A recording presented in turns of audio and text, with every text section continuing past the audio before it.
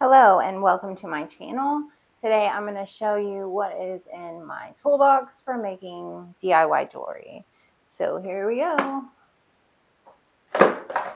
So I recently showed everyone I have the one-step looper. This isn't used as often as some of my other tools, but it does help you create eye pins using wire. And there is a short on my channel if you're interested in learning more about the one-step looping tool.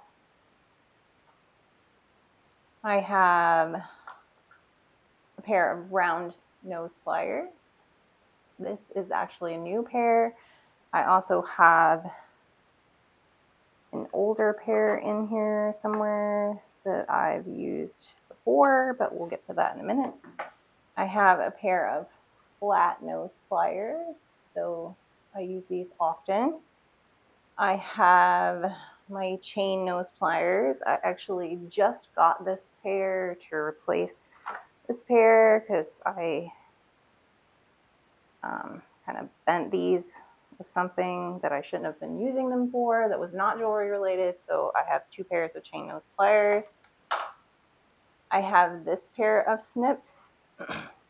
I also recently got two new pairs of snips here. Oops, that are both the flat snips. So these are new. That's why they still have the covers on them. I have two pairs of those.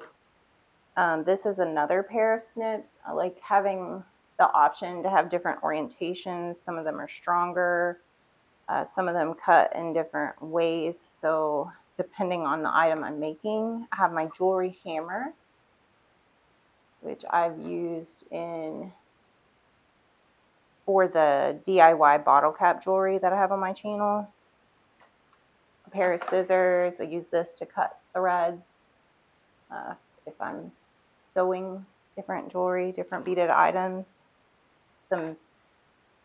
These are I think these are the embroidery needles. So I recently got these and used these for the fiber and beaded jewelry, but I also use beading needles. These are the beaded needles that I've gotten recently.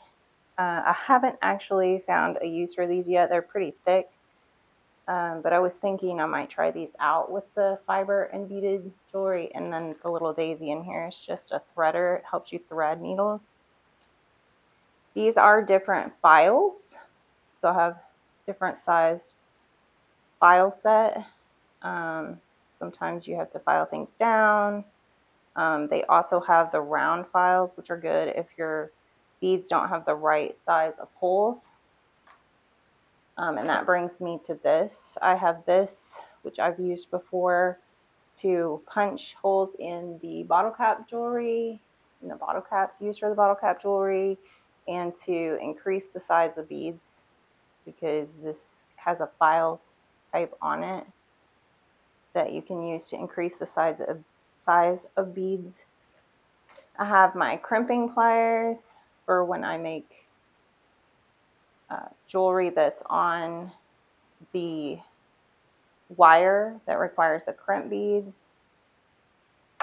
This is my original set of round nose pliers, which also includes a snip and a flat nose pliers, and then the tip is the round nose pliers.